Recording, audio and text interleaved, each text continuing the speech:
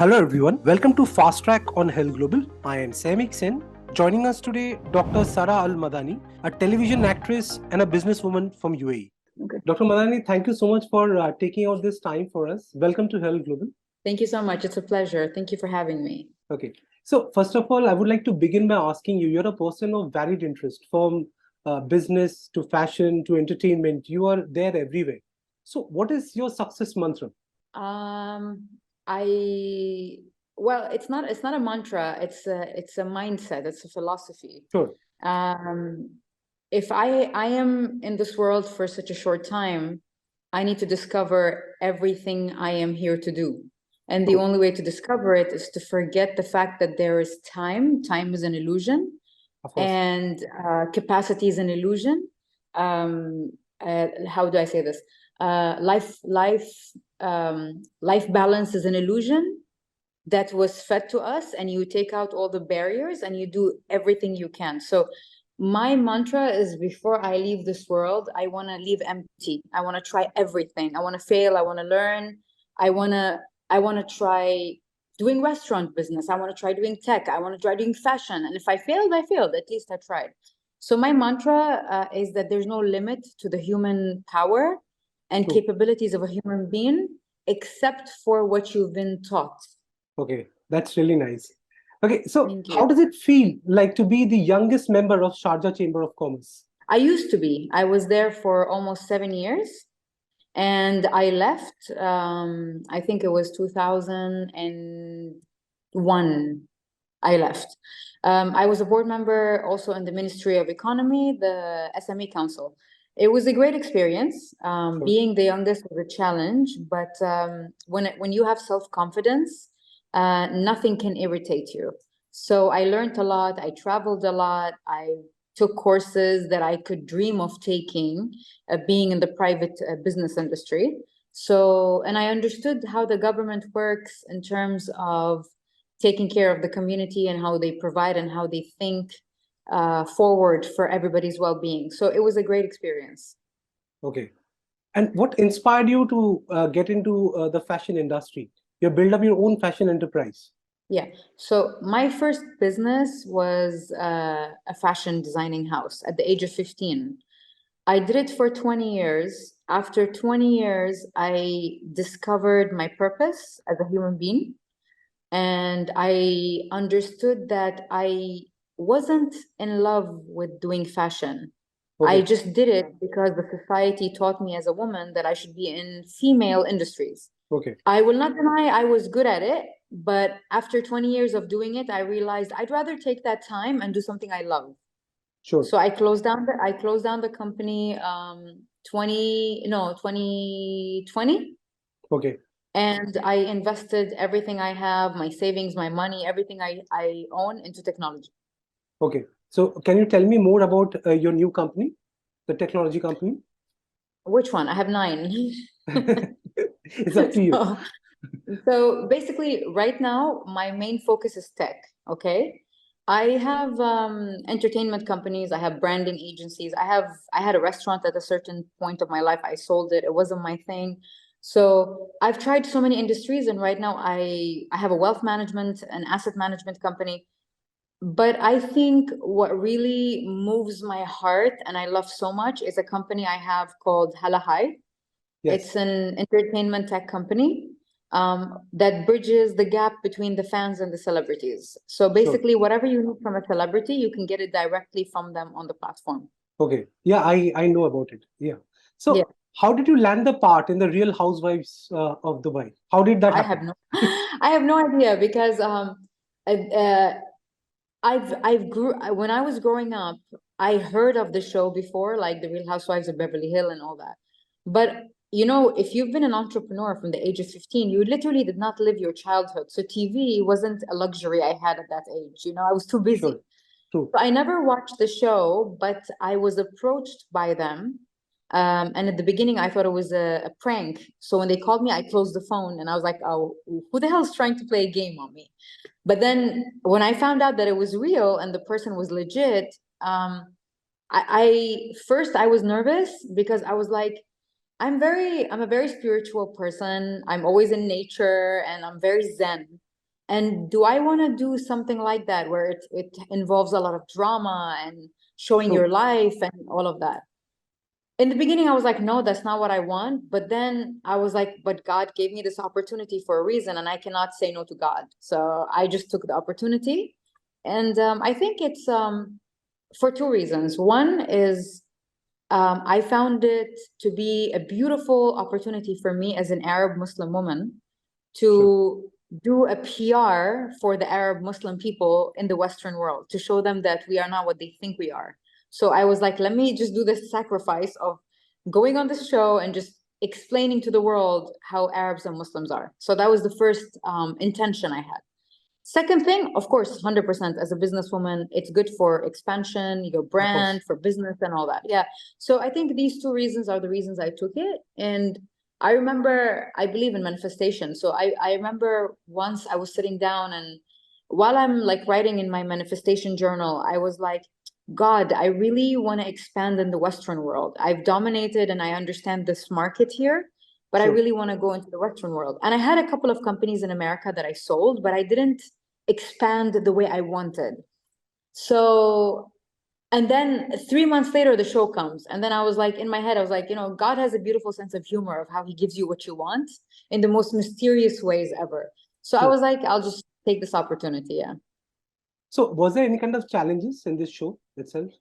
I mean, if you think about it, you are surrounded by like 40 people with cameras, and you have to be yourself. And True. you have to remain calm and be you, despite of who you deal with. So it is a challenge, but I think 3 days into filming, then I was like, okay, I can start to ignore the cameras and I'm just gonna be me, you know? But I think what really grounds me as a human being is that I do not believe in letting go of my morals, my ethics, and my dignity for the sake of entertainment and being famous. So that's why it was easy for me to keep my composure and to remain myself. Okay. So you received the honorary doctorate in business administration and women empowerment from Eton University. What challenges did you face to reach there? I did not face any challenges. I was doing what I do best, which is because I teach in a lot of universities and I'm also a Sure. full-time public speaker. So I was supporting a lot of young people into starting their business. I've done speeches in universities. I taught in universities. And in my heart, I thought, this is not a job. This is my purpose. My purpose is to educate people, to guide them. So I felt happy doing it. But somehow, somewhere, someone's watching. You know what I mean? When you think no one's watching, there's always somebody watching. Maybe not today, maybe not tomorrow, maybe in a year or two. Somebody's watching and somebody is like appreciating the hard work you put into the community. So I just received a call from the university, an email saying that they've been watching my work for so many years, following my footsteps, following my awards that I'm receiving. I have over 148 awards. They're my babies. Wow. So yeah, so they were like, we watched what you're doing for the community, and we want to give you an honorary PhD. And in the beginning, I thought it was a joke until like I had to call the university and like understood that it wasn't a joke. It made me happy because I felt like this is a way for me to say thank you for myself for all the hard work that I put into the community without expecting anything in return. Sure. Okay. So apart from halahi and social fish, what else is in the pipeline when it comes to social media platforms? Is there anything new that is coming?